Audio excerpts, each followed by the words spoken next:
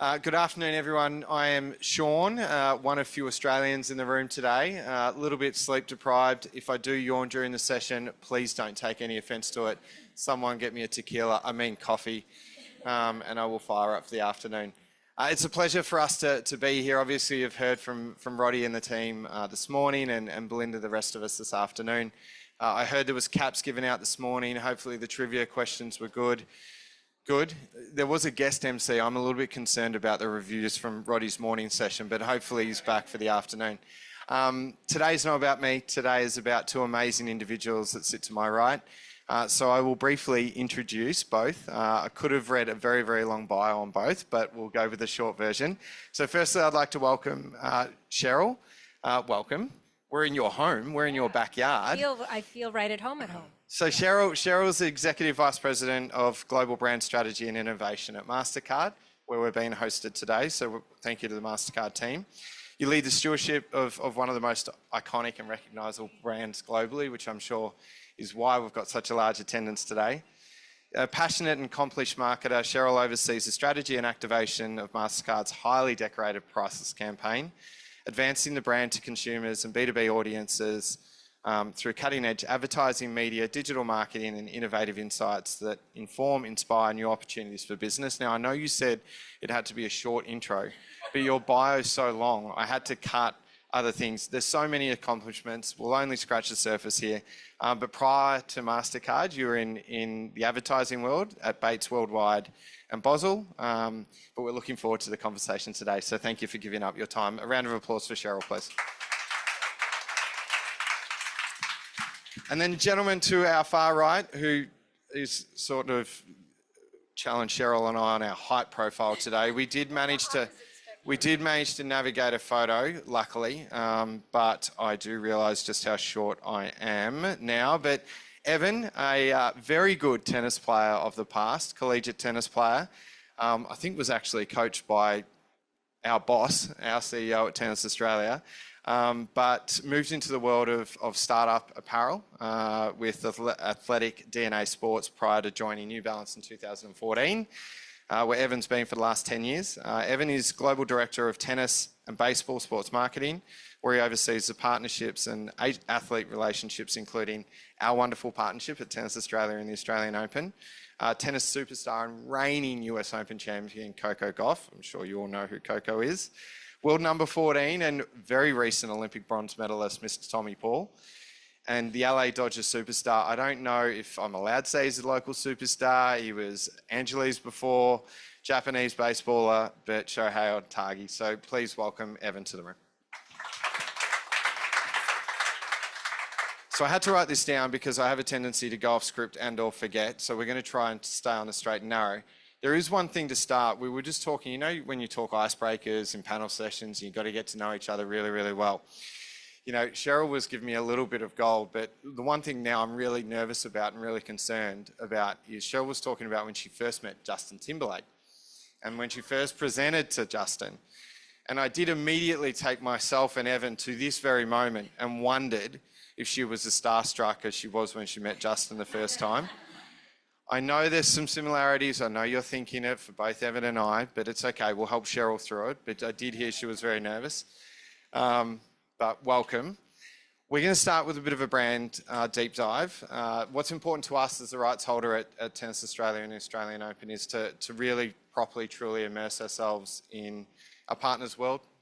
We want to find shared outcomes and be accountable for success and or failure together.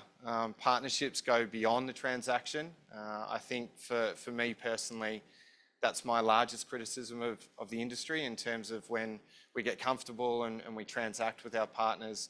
They're short term, they lack consumer impact, they lack longevity, they lack all the things that we need as a rights holder for stability. So I'm going to throw to the guys to just touch on and help us as a group better understand who you are as brands, how you show up, and then we'll move deeper into the conversation around sponsorship. But Cheryl, I'll start with you. Mastercard, an incredible brand.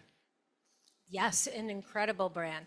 One of the world's most trusted and recognized brands. And And, we've had a long-standing campaign in Priceless for now, we say it's 26 years young. I mean, so a long-standing campaign. But if I take a step back and talk about who Mastercard is, it sounds odd to talk about Mastercard because you think you know who Mastercard is, because most people, in fact, over 3 billion have a Mastercard in their wallet. But yes, of course, we're a payments company and we enable consumer payments every day, but we're not a B2C company. We work with our issuers and our merchant partners, and we distribute our products through them. So the first thing you need to know is, of course, we need to have a big and amazing, trusted brand that people prefer to use every day, because otherwise our banks won't pick us as the brand of choice. So that's one thing you need to know. The second is we're not just a payments company, we're a technology company and a services company. In fact, our CTO is right there, Chief Technology Officer Ed McLaughlin. We are a technology company. In fact, we're in our tech hub right now, we're connecting, businesses and people every single day with billions upon billions of transactions in a split second. But we also have a services business, cybersecurity, loyalty, personalization capabilities, biometrics, and more. And so, increasingly our job for brand is, yes, to have a strong, healthy consumer brand that consumers want and therefore banks will want. And then it's also to extend the brand to B2B, because we're selling to way more than financial institutions. We're selling to retailers, to governments, to fintechs, to CPGs, and more. So we're extending that trusted brand into the world of services as well. So it's multifaceted. Now, if you peel that back, the last thing I'll say is we're also a lifestyle brand. In order to do what we do, it's about connecting with people every day and connecting to their passions. Passions unite them. And we're here talking about sports marketing. At the heart of Priceless is connecting to people with their passions. And we leverage sports as well as culinary and entertainment and other passions to connect to our consumers in that way, and also bring new value to our customers. Needless to say, for us at the Australian Open, that's our challenge statement, is to make sure that we've got the agility to work with the complexities of brands like Mastercard. What they do and how they show up is truly amazing. I made the mistake very early days of referencing Mastercard as a payment company. I've been at Tennis Australia about 9 years. I think I made that mistake about 2 minutes into the relationship, but I've recovered since. Well, at least I'm still working on that recovery plan. But it's an amazing brand that across all those areas of brand profile and brand pillar, it's a wonderful opportunity for us to leverage and work better with you. But the first step for us to have a really, truly successful mutual partnership is to understand all those elements and how you can impact. Evan as well, equally an amazing company, a cool brand. I'm probably not appropriate nor cool enough to be asking you cool questions about New Balance, but who are New Balance? I mean, I think you can say that now, maybe not 10 years ago, right? Where it's like we had that dad shoe thing, but most people don't know. I mean, What are you saying? We own, listen, me? we own the dad shoe. It's one of the things that I'm still very proud of, and it's still one of my favorite campaigns we've ever done is our 990s that I've got on here. It's worn by supermodels in Paris and dads in Ohio, right? I mean, we can own those type of things and those conversations. I mean, most people don't know we started in 1906, so we're a 100-plus-year-old brand. And in 1976, our owners, Jim and Ann Davis, they bought the brand and they started building it. And I think when they took over, we worked in sport at the start, and we had athletes that we worked with, and I think it got a little bit, and working in sport can do this. It can get out of control very quickly. And so I think they peeled back in the 80s. We had some athletes that we worked with that had some off-court trouble, and it was one of those things that they said, this doesn't reflect who we are, our values, and we want our values to be a part of this brand. And so when they went back into sports marketing and entered into it really about 10 years ago, we needed to make sure that any partner that we joined that was a reflection of our brand and our values, right? We're family owned, we're privately held. It separates us from a lot of our competitors. And ultimately, as we approach things, I appreciate that you say partnership, because there's a big difference between partnership and sponsorship. And, it's something that we hold very dear. And it's a way that we approach each partner, is that it's a conversation of, do you want to get what we want to get out of this? Are we going to mutually work towards this? If you're looking for a check, if you're looking for signage, if you're looking for something that just is that you can slap on and you can report back to your boss and say, hey, we got this amount, it's just not going to work for us. So we're very deliberate. About 10 years ago, when we re-entered the market and working in sport, there's a conversation that was had about being very disciplined about how you approach it. And they're okay taking time to do that. One of my favorite things about New Balance is that we don't look at each opportunity in its own way, where we're approaching it from a side of, does this make sense to us? Does the partner really want to work with us? And if we're going to enter this partnership, is it long-term? I think we enter every partnership thinking, is this going to be something that we're going to be investing in for the long term? And if we need to wait, we'll wait.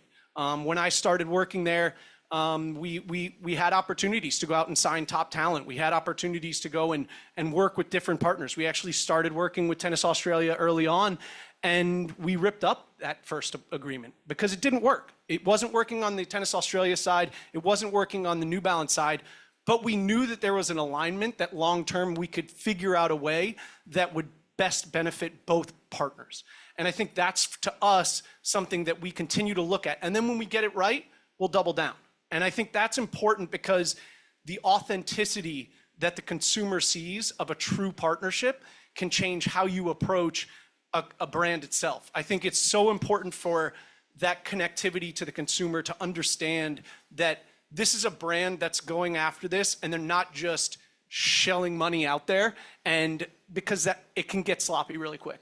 Yeah, it can, and I'm going to kind of challenge the group to take away, in your daily jobs, kind of the challenge back to the industry, because, we were that brand who would have contracts written as sponsors. We would have a website, we'd list out sponsors. And we made that transition from sponsor language to partner language about 2016. And it was done with a real simple execution, but it would then underpin the next 10 years of our journey as a rights holder and our commitment to brands. I think it's cheap and easy to change on a page, but to live and breathe the values that Evan and Cheryl are talking about in terms of being truly connected.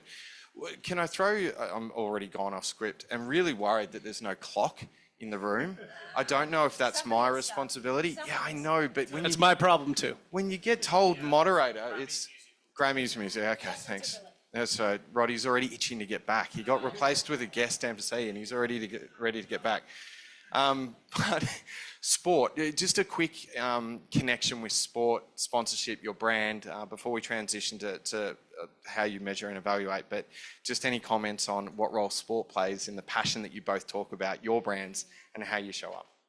I mean, there's many brands that have complicated segmentations and customer segmentations. Because we go to market through our customers, we create a very simple customer segmentation, and it's passion-based, right? So again, same thing. We don't need to be recognized more. We're recognized, right? So when we go to market with a passion-based segmentation, it's about driving preference, usage, and platforms that are going to drive that customer value, right? So I'll give you an example with sports, right? So with, whether it's Major League Baseball or Australian Open or or PGA, it's about getting the customers, our consumers, closer to the game. It's also about giving our customers platforms. So we basically have taken all of our passions across sports, culinary, entertainment, cause marketing, and we've created a priceless.com platform. And so anyone around the world with a card can access this platform and, get a tennis or golf lesson from, a pro, get access to the best seats at Australian Open, Walk the Can Film Festival, red carpet, and more. And this is not just for us, but then it's for our customers to distribute. When I say customers, the banks or even the likes of an American Airlines to distribute to their customers. So it's about driving preference, why somebody chooses your brand. And sports is a passion that people care about. And then fans, it's a uniter, right? So it has a purpose too. In a heavy world of divide, it's a uniter. And so it's a very important passion for us. Yeah, I mean, you hit the nail on the head when you talk about sport uniting people. I mean, look, a couple of weeks ago with the Olympics, right? Like you've got the entire world just kind of turns off and is like, yeah, we're all competing, but we're all celebrating, right? And I think that that's so important. And it's funny you talk about, you know, how you guys approach it and how you look at brands and all that. It's still one of my biggest frustrations at a lot of these tournaments is we're all labeled as manufacturers and we're like, no, we're a brand, right? And that's how we're approaching this. And I think when, you know, the Australian Open as an example, like when we approach that partnership, we're not just looking at it as how much product can we move through, right? We want the fans of the Australian Open, we want them to have the same experience that the AO has as well. Right? We want them to come in. We want to be an amplifier of what you guys are already driving to that fan and that consumer. Whatever we sell at the AO is not going to have a big impact on the overall brand. What is going to matter is every person that walks through the gates, they're going to have an impression of your brand when they leave. So it's most important that that impression is left with a New Balance side that was different than before. It was something that impacted them, and it was an emotional connection.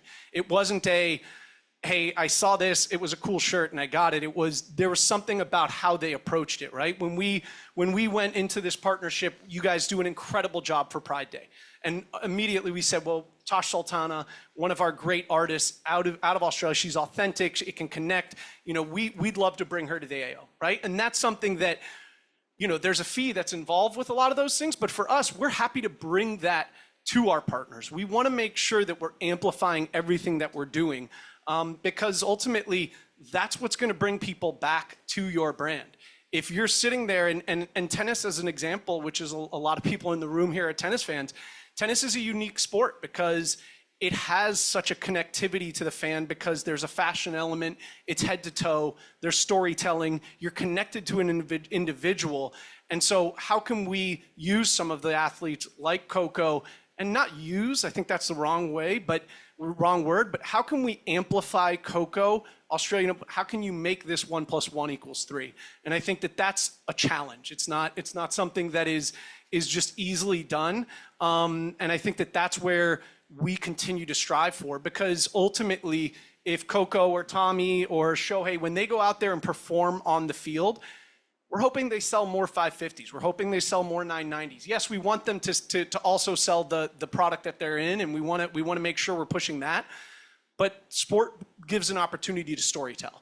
And when you can storytell properly, and you can do it authentically where the consumer knows it's not just a slapping a logo on something and saying I'm a part of it, I think it makes it a long-standing impact. And as a brand that's that old, that is proudly a dad shoe brand and went from a model of endorsed by no one and completely shifted, it's a challenge for us. It's a challenge for us to enter the market. But I think as you see, you know, just like Mastercard, you know, New Balance now has partnerships with not just the AO, but the NBA, the MLB, the WNBA. And these are all, you know, iconic leagues that it took time to get there. And I think when these things started coming to the brand around a decade ago, I think there was an impetus for a lot of people to step in and say, we should do this, look at this opportunity. And we did it some. Don't get me wrong, like and I'm not trying to knock thankfully our global football guys not here, but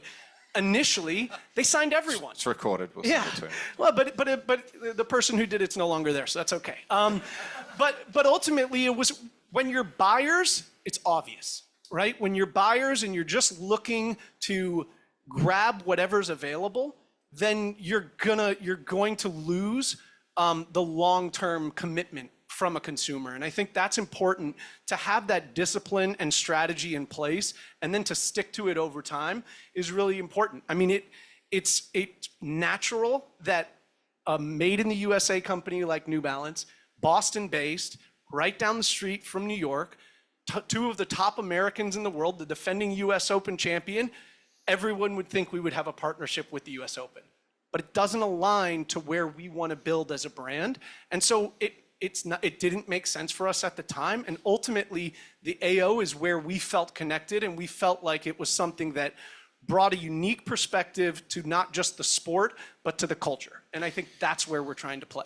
Yeah, aside from being incredibly humbled by your words too, we were in that vulnerable space. The reaction we've seen from yourselves as marketers and brands that represent sophistication globally is, we lacked agility. We lacked that storytelling depth that Evan and Cheryl talk about, because where myself and my team in particular as head of partnerships have seen us thrive is we've given brands the opportunity to do more, to tell more stories, to tell different stories year on year. COVID was a great reminder of that. We were able to retain majority, if not all of our partners at basically similar levels because we had the agility that we'd never had in the past. So when Evan and Cheryl talk about storytelling and passion and the way our fans show up, if you're partnering with events that transact and they're single-minded focused and they're too obsessed with the field of play being the only way to play, you yourself as marketers, as you're wanting to tell your story, you'll get starved of oxygen. So making sure that you're really pushing the industry, pushing teams, pushing rights holders, pushing brands. Because when we sit here today and our subject, I've got to keep going back to the topic of subject because I didn't even say it at the start, but we are here to talk about mutually successful partnerships. We struggled to find that mutual connection until we started to tell more diverse stories, appeal to more segments. We used to have music festivals off-site. People didn't even watch tennis events, but brands like Mastercard and New Balance were able to have the agility to be themselves in different ways every year. So that drives longevity, drives confidence, but it gives yourselves, the marketers, the opportunity to be really creative in your execution. When we talk about, we've touched on some of the fundamentals of partnership, and I know that was kind of the run sheet we we're going to go to next, but that's all right. We'll skip that and go to the really fun subject of assessment. I think it's a really critical conversation to have in a room of experts who are probably doing this day in, day out, is justifying your return on investment. Leverage budgets are stretched. And the industry has never been more challenged to get bang for your buck. We feel that as a rights holder. We know the pressure that you're under in the industry. So maybe if you can shed some light on how you assess your partnerships and what are those key moments of measure. If I take a step back for a second in order to tell you how we measure this, we look at sponsorships very strategically because we're not a traditional advertiser. We started out this way. By the way, our first TV spot ever for the Priceless campaign was acceptance at baseball parks, right? But the ad was father-son, at a baseball game, and it was tickets. It was probably very little back then. Tickets. Then it was the souvenir and a hot dog, but it was real conversation with 11-year-old son. Priceless. There are some things money can't buy. For everything else, there's Mastercard. The point, and then it's accepted at ballparks around the country, and that was a big deal at that time that we turned on our acceptance. So your measurement may change over time. That was a business objective. We were growing our acceptance, and Major League Baseball became an avenue to grow that acceptance. And an avenue to tell our stories. And what we got in there is the essence of our brand. Experiences matter more than things. Eventually that campaign turned into the experiences platform that I mentioned before. But the point is everybody is getting hit up with messages, 5,000 to 10,000 advertising messages a day. Only 2 stick. People have an attention span of about 8 seconds. And so advertising is becoming... My wife says I don't have an attention span. I'm sure she's right. 8 seconds. I'm going to use that. 8 seconds. It's 8 seconds, and then if you look at Gen Z, it's even less, right? So I'm not Gen Z. This is the reality that we're all facing. What connecting through experiences allows us to break through, connect with people with what they care about, and it enables us to drive real preference. So, when it comes to measurement, we're measuring our brand health overall. Again, we're not going to get share. Banks won't pick us unless we have a strong brand. 2, we're measuring usage, return on investment. If I just send an invitation for an event, I see a lift in usage. So it's significant and it grows our preference. The sponsorships that we're picking, what segments are we covering, and are these segments that our banks and merchants care about and are trying to reach? So an example of that, again, this changes over time. How do you connect with Gen Z? Esports. So we picked up esports, right, over time as an example. And then, so we will measure usage of our assets by our customers. And then are we delivering against our business objectives? So I'm going to give you another example. Major League Baseball, I mentioned that we sell services and we're trying to extend our brand. So yes, you could get best seats, you could get access to World Series and All-Star Game, but also if you're voting on All-Star Game, we have enabled our technology, New Detect, as part of that ballot. So at the ballot, it says secured by Mastercard. And we get to ensure that we're keeping bots out and only fans are voting for their favorite players. And that enables us to deliver our message and extend our brand into new spaces. So yes, traditional ROI measures, yes, brand health measures, but there's a number of ways we're using this to really break through in new and different ways and measure our success on business share and wins too. Yeah, I think Cheryl nailed it. I mean, strategy is everything. Strategy and discipline, right? Because I think for us as a brand who re-entered the market when it came to sport, we had a certain amount of categories that we were entering. And you get pulled into a bunch of different directions because there's this. Everyone knows pickleball, right? The amount of emails I get every day around, hey, you see this pickleball opportunity? No, it's just, no offense. If there's pickleballers in the room, it's great. Yeah, I love the participation, but ultimately from our side though, from a sports marketing side, we're still young in tennis. We're still young in sport. And if we don't focus on the categories that we are playing in, we will get distracted and we will lose. And I think for us, so much of that strategy has to, I mean, one of my favorite things, and it is a benefit of working for a privately held company, is that the conversations that we have, yes, we all have budgets and we all have to work through those budgets consistently. We need to go year on year, this is where it's going to fit in. However, if you outline your strategy for the long term to our leadership, and you walk into the room and say, here's what I've built out, here's what I've got over the next 2 years, this is going to align to the strategy. Now, I haven't budgeted for it properly. However, this fits within our brand. It fits within how we want to approach the market. It goes with our culture. It is the right fit.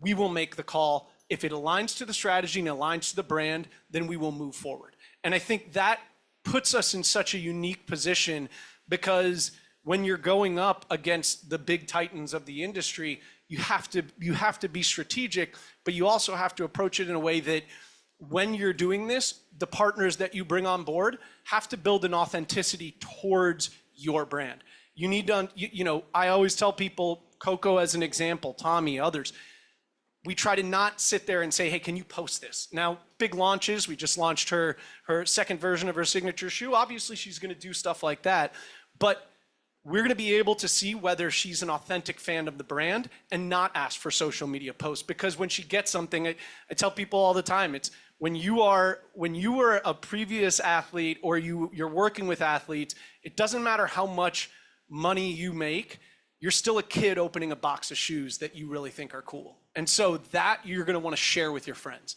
And so I think we're trying to make sure that we build that connectivity along all of it. And look, it's been, we both work with the MLB and with our MLB athletes, it's been something I've been working towards over the last couple of years is when we started to work with athletes in baseball, we were just excited to have them in our product. We were excited, the emails that would go around the office, you see this guy hit a home run and he was wearing our shoe or someone wore our shoe for this. And it was just excitement and it was it wasn't the long-term process and thinking. And I think what we ran into over the last couple of years is, there is a obviously, I see some of our competitors in the room with Nike and Jordans, right? That's a cultural thing that people are connected to. And what we've done with a number of our athletes, and we've had to have hard conversations, is they go out there, they hit a home run, they post a picture that night with family out to dinner, and they're wearing Jordans. And we have to cut them. And it's a hard conversation, but it ultimately is something that you have to be proud to be a part of this brand. And if you're not proud to be a part of this brand, that's okay. We'll move on and we'll find someone that fits within our ethos. And it goes the same when you talk about picking a sponsor or picking a partner that you're going to work with. There's a lot of vetting that goes into it. It's not going to be something that you're just going to grab at, because if someone's just looking for a check, there's a lot of people out there who will write them. And so I think ultimately from our side, we've got to just stay with that discipline and the strategy so it aligns to the larger goal of building that connectivity for the consumer. I'm going to add to that. As you were saying, the discipline, we have a sponsorship council. It's a small group, but the rigor that goes into assessing the ROI on any partnership that we would have or any renewal that we would have, it's significant, and it needs to show major return on investment and proof in order to renew. And I will say, I'm thrilled to say that we renewed recently our multi-year relationship with AO as well. Are we allowed to say that? It was always going to be the case. No, we are. We're going to do that now? Yeah. We genuinely have not told. You passed all the anyone. rigor. You passed all the rigor. I said tequila earlier to keep me awake, but that's okay. Champagne's good too. No, and I think, with a soft celebration of the renewal and our wonderful partnership with Mastercard is kind of, I love listening to the two talk about this, because this is what's changed in our world as a rights holder. This is genuinely listening and being authentic in our connection to what they articulate. We want to be in the boardroom fighting, justifying. We want to be a reason to exist from an investment point of view. So I guess from my side of the fence, I encourage the group to kind of take that conversation into your partnership boardroom table. Talk to your account managers, talk to your rights holders, challenge them to show up authentically, because when Evan has a hard conversation with an athlete who goes rogue, that same hard conversation you guys are doing every day with how a partner shows up on your behalf. So make sure they understand. Make sure they understand who you are, like we started the conversation today.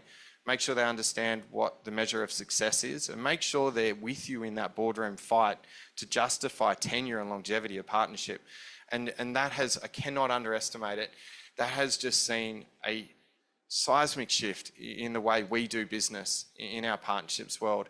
And we are so, so proud to have the diversity and the agility of two very different brands who operate with a real passion and commitment to an audience that goes beyond tennis audiences. I have no idea what time we're supposed to be finishing, so if anyone wants to tell me at any stage, let me know. Let's go, one more point. What time do we need to wrap up, Chief? Can I just ask one more question of you guys to touch on briefly? Yeah. But purpose. I think we can't leave today without touching on purpose partnerships. It's a bit of a hot topic right now in terms of whether you're authentic, show up authentically or not, and whether brands are genuinely there to connect with rights holders and sports teams with purpose. But maybe a couple of quick comments on what purpose means to a successful partnership. Okay, I'll start again. But we have to keep this one quick. This one will be quick. What goes along with passion is also purpose, right? They're deeply connected. And I'm just going to share one example. We look at it for everything we do, but we happen to have a focus on accessibility. And we looked at, and we have a product out in the market. It's a touch card feature. It has notches in the card. So we learned that over 85% of blind people don't read Braille. We created a notch system on the card, so when you pull it out of the wallet, the rounded is a credit, the triangle is a debit, and it enables that independence at the point of sale. Now, how did we activate that with the Australian Open?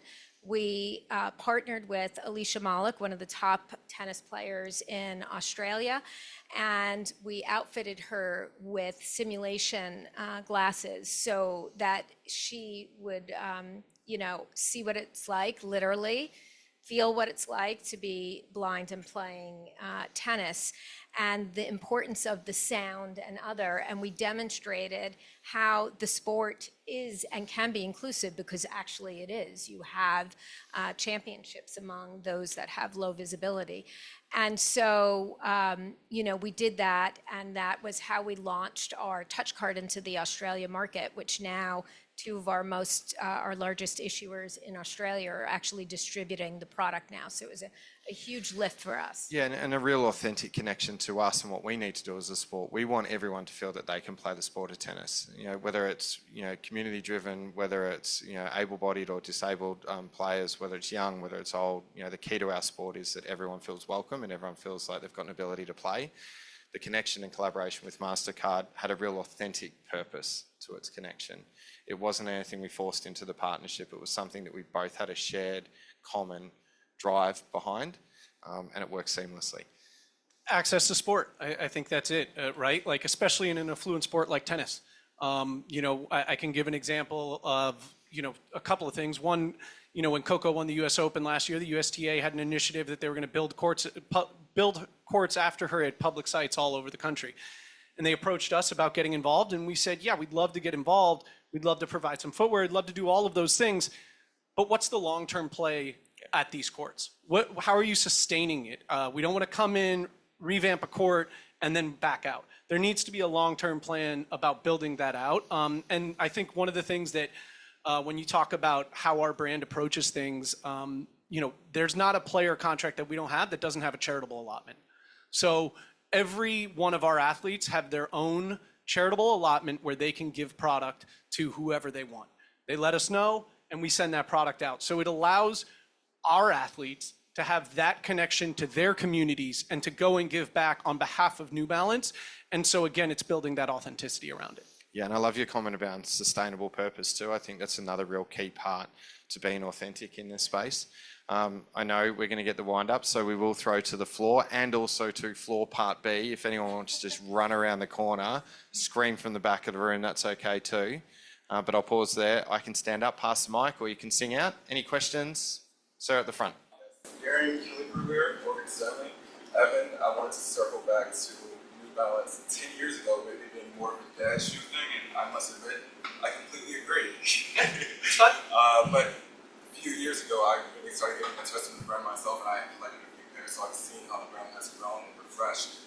So with that being said, and seeing how it's seen as maybe the thing born by Des in Ohio, but also on the runway currently, how have your approach been to actually partnerships and brand that grows and refreshes the brand without diluting the distinct that it has reaches? Yeah, I mean, his question was around how do we stay authentic now that we have this moment, right? And that the brand has come from that dad shoe kind of mantra to being culturally relevant, to having a connectivity with young consumers and having that lifestyle and culture part. I think it goes back to that authenticity with the partners itself, but it ultimately is, as we approach everything that we're doing now, we like to say that our brand is strong. It's not hot. And I think that's really important. It's a mindset internally as well as externally that we have long-term sustainable, hopefully, plans that we can build out that are not put in place to just let's sell as much product as we can. Let's ramp these numbers up. It's the benefit of being private. We can make sure that we have product that's out in the market that doesn't need to we can sell a lot more. And to make sure that there's still that pull towards the brand is so important to us. And to not just because we've got Coco, because we've got Tommy, to go out and sign 15 more athletes. It's making sure that we're still sticking with this and ultimately still storytelling, right? I think that's important. We don't want to, Coco won the US Open last year. We want to continue that story for a long time. We want to make sure that that connection that she has with the consumer continues and stays and that we're maintaining that storytelling. I think the amount of comments I've gotten this week of how much pressure she must feel. How much pressure? How are you guys talking? You're launching a shoe and all that. This is a long-term thing. she wins US Open, she loses US Open, it doesn't matter to us. It's about the person and the partner. And I think that that's important that they see that we connect with them and say, hey, this is not about winning every single match, and winning. Sport is really hard, and there's only one winner at the end of every event. And so it's important to understand that there's a long-term shared goal between your partners. We're going to sneak in one more. I'm probably going to get in trouble, but one more. Sing out. We might call it there then. I think the closing comment from me is one, to just thank both of you for giving up your time and being so authentic in the way you show up. I think that's what we love in our partnership, and we actually did very little prep for this and just rolled in quite naturally, and that's how we want to be. That's how we want to be. We want to be authentically connected. We don't want to force it. So my finishing comment is that we put the word successful partnership. That's an outcome. That's an outcome of an authentic mutual connection that you will share in your partnerships. So we wish you all the best. We'll be around. Ask us questions, but thanks for letting us go over time. Thank you, everyone. Thank you.